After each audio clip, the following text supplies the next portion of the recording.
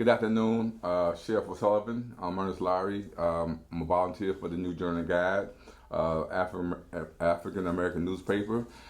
This year, the New Journey Guide turns 120 years old. I'm a representative of Brenda H. Andrews, who is the president and owner of the New Journey Guide newspaper. And I'd like to ask you just a few questions, and we can talk candidly about the state of Chesapeake and pretty much the 757. So, your thoughts? How many people do you have in your department? And you can kind of go from there. So our sheriff's office here in Chesapeake is made up of 520 individuals. Of that, we have sworn 450 deputies. And our main job is to work in the correctional facility. We also do the courts and civil enforcement. We serve all the warrants, and we have units working on the street. But I have to tell you, first of all, I appreciate the opportunity to speak on things where it comes to the state of affairs in our country, because we really do have to do a better job in law enforcement to listening. A lot of people say, that you have to communicate, and that's great, and we do need to communicate, but we have to listen to our communities. And if more sheriffs and police chiefs really listen to their constituents, we'll see that there's a big portion of individuals that are angry, and it's anger that's built up from hundreds and hundreds of years, and it can't change overnight, but it can change, and we have to change it together. Okay, so your police department, your rank and file, how's the disparity between African Americans and other ethnic groups that's in your ranks, and how are they able to come up in rank? Sure, the diversity is a huge factor to have a successful agency. Diversity is what makes the United States of America the greatest country in the world. And I look at the city of Chesapeake, the racial makeup of my locality, and I mirror that exactly within the sheriff's office.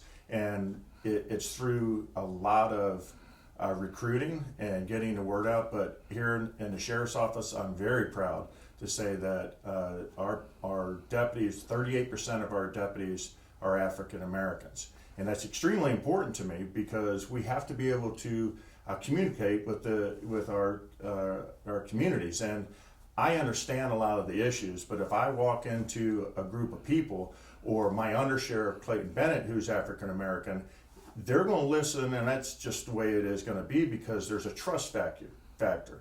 And what I'm trying to do is to build that trust factor through my office, that my constituents will trust me also.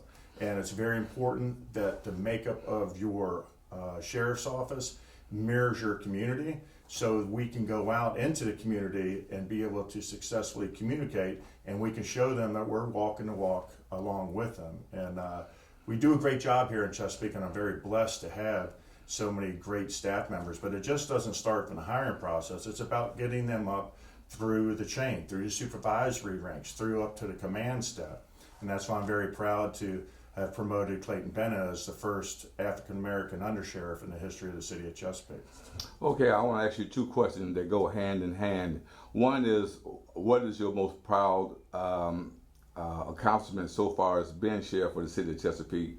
And two, what problem do you see on the horizon or in the past that you feel has the most potential to be solved, or you want to solve? My proudest moment for me being the sheriff is I grew up in a single parent family. My father left when I was 6 months old.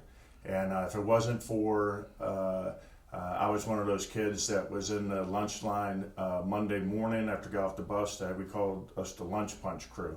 And we had to get financial assistance. So I grew up with love in my house, but not much money in our pockets. And so I was able to get a lot of help along the way through different organizations and through a lot of good mentors, and athletics helped me to go up and to be able to get my education.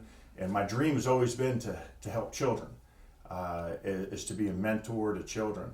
And it was never to be the sheriff, but things happened that way, and I'm very happy they did. But being the sheriff is my tool to accomplish my dream of helping children. So Children Today, Leaders Tomorrow, my foundation, that is very, very successful, and that is the proudest thing of my tenure. And as far as things that we have to face in the future, it's a combination of two things. One is mental health, and we're working diligently on that. And the other is trust. And in order to gain trust, you have to walk the walk and show people that they can trust you. You can talk and say everything in the world, but proof is in what you do, and that is from the past and into the present. And you have to get out into communities, especially at this time. And I have to tell you, I'm talking to a lot of my deputies right now and they are the best. I love my deputies. They do a great job each and every day, and I know each and every one of them got into this line of work to help people, not to hurt anyone. Because I sit here and they sit in a chair right over there, and I hire every single one of the deputies that come in here, and they're questioning things like, I feel like I'm bad, or this. It's like, no, people are frustrated. People are frustrated, and they have to understand that. And don't get caught up in what you're seeing a lot of things through the media. Get caught up what you see here locally and how you can change things and how you do things here locally. Don't look abroad, but be very aware that there's a serious issue there. So I have to communicate with my staff to keep them engaged, and that's not a problem because they're amazing, and with the community also. And I tell you, I walked in the march yesterday, walked 2.4 miles down Cedar Road, and it helped me a lot because everything that I've seen over the last couple weeks has been, from the murder in Minneapolis, which is ridiculous, and the other officers that stood by and watched and did not jump in, which is ridiculous, and the seconds that clicked by and you're sitting there, it hurt me and hurt all of my deputies, I can tell you that. When something like that happens, it hurts us a lot because the public makes them not trust us. So we have to see it and talk to our public and let them know that we are not that person that had a knee. We are the people that will stand up and shove him off there and put handcuffs on him in a situation like that. So we're going to stand tall here in Chesapeake, but we have to make sure that we keep the trust that we have worked hard and earned, but also not lose that trust, and we have to do that by walking alongside our community. Okay, looking at the population of this great city, what is your opinion about the homelessness in Chesapeake? You think it's on a even keel with the nation or the state? What's your feelings on that? When it comes to homelessness, it especially here in Chesapeake, Chesapeake is a very vibrant city. We don't have the oceanfront, we don't have the big city, buildings and everything. People come to Chesapeake because it's great schools and it's a safe neighborhoods. But what people don't see a lot around Chesapeake is there is a lot of homelessness. I mean, they're sleeping in cars at Walmart. They're under, bridges over in South Norfolk, and it is an issue. It's an issue hugely nationwide, but it is also an issue here in Chesapeake, and we do a yearly walk and count. And it's not the amount here in Chesapeake as it is in other big cities. But it doesn't matter if it's 1,000 individuals or if it's 10. These are individuals that need our help. These are individuals that have children, and these are individuals that are our brothers and sisters, and that we need to make sure that we take care of and provide for them, that they have a roof over their head. And a lot of them have mental health issues, and we need to work hard through our legislation to be able to provide services for people that have mental health issues, because I have a whole lot of individuals incarcerated in my facility that should not be in there. We are not a mental health facility. We are the dumping ground for everyone that has no other answer for individuals that need mental health help.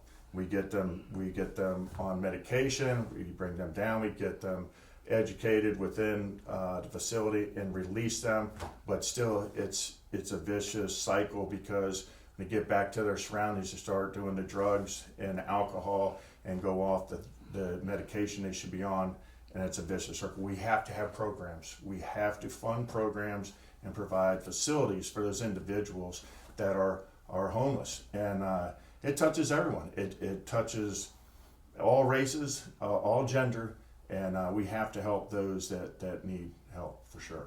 Okay. In conclusion, two last questions. One, do the bulk of your officers or deputies live in the city of Chesapeake?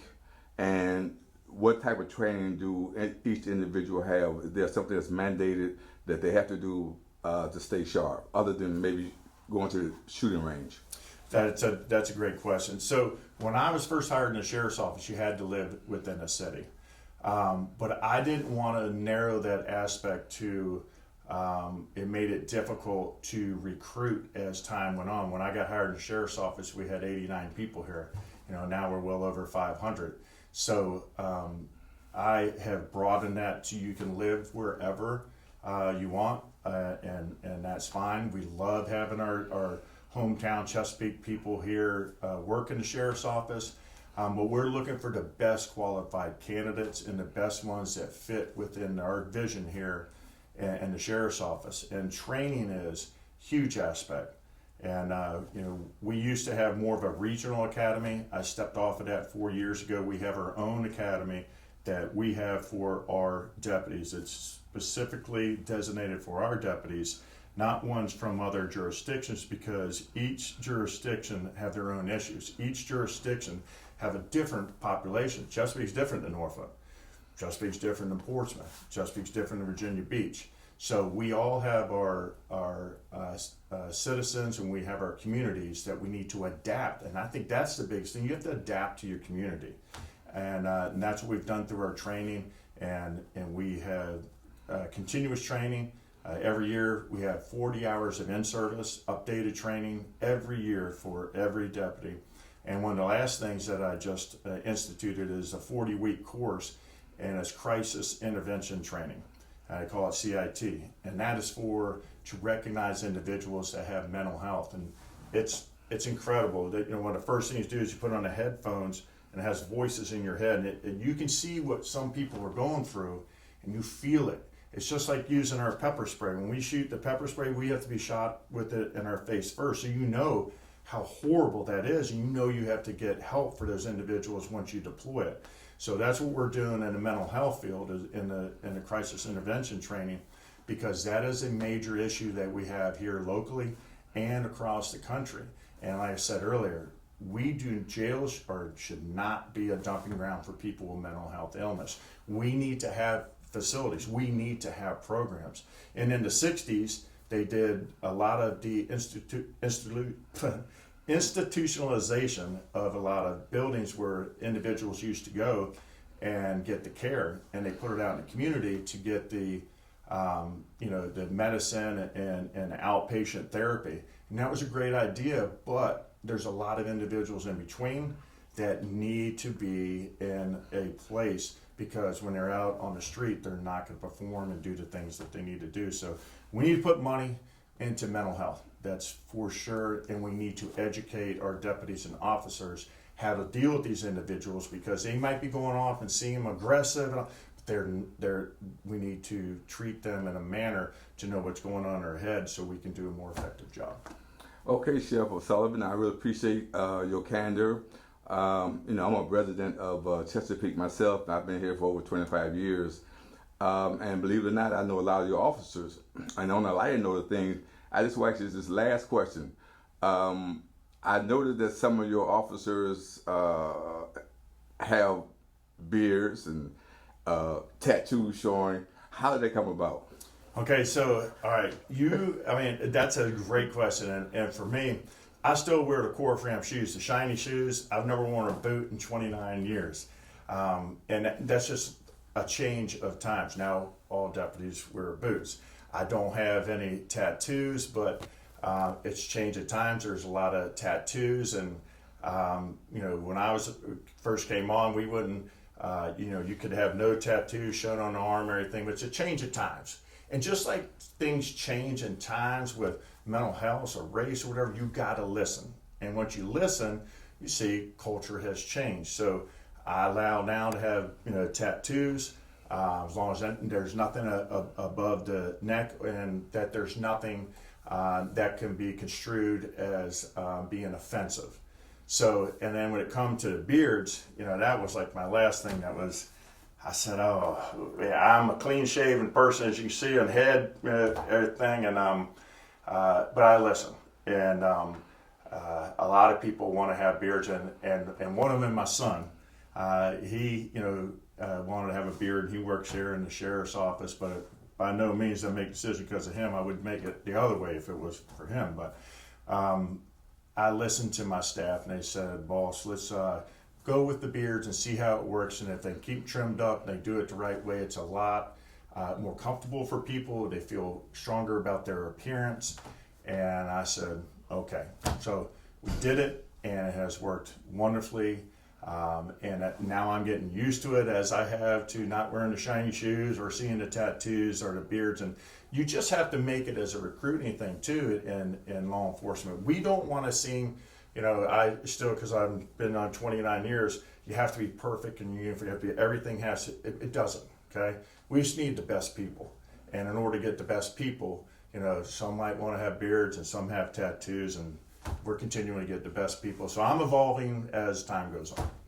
Again, I thank you so much for your candor. And one more time in closing, is there anything that you would like to say to the residents of Chesapeake and people who are watching this particular interview that you want to say pertaining to your office? Usually I always say, and I've been taught, I've been to the FBI National Academy, and when there's a question, when you get a chance just to say something, you don't say anything. But this situation, I want to say something because it's important to me. It has sickened my heart to see over the last couple of weeks watching on TV and through social media. I understand the just total and complete devastation of what happened in Minneapolis. And it hurts me to my heart and soul.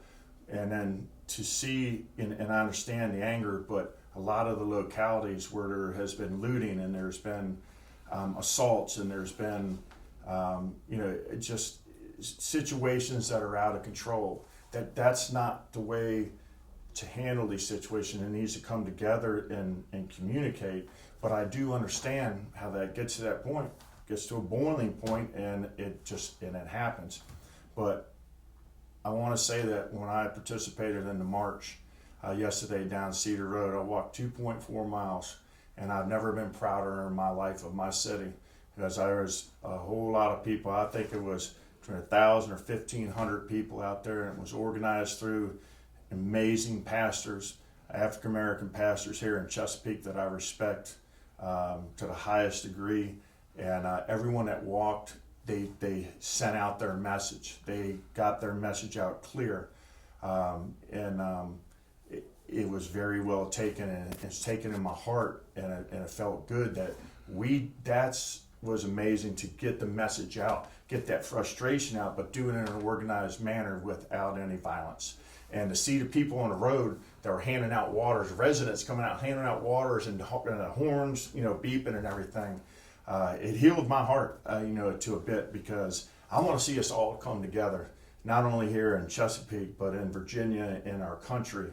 We have to come together, and we have to understand that there is a past here that, as a white man, that we are not proud of, and that we have to move forward and make ourselves proud and toe the line, and making sure that we do the appropriate changes and listen, so then we can communicate and come back together, because we are all God's children, and that's the bottom line. Again, thank you, sir. I appreciate it as a citizen of the city of Chesapeake, and on behalf of the New Journal and Guide, we thank you from the bottom of our heart. Thank you, sir. Thank you, sir.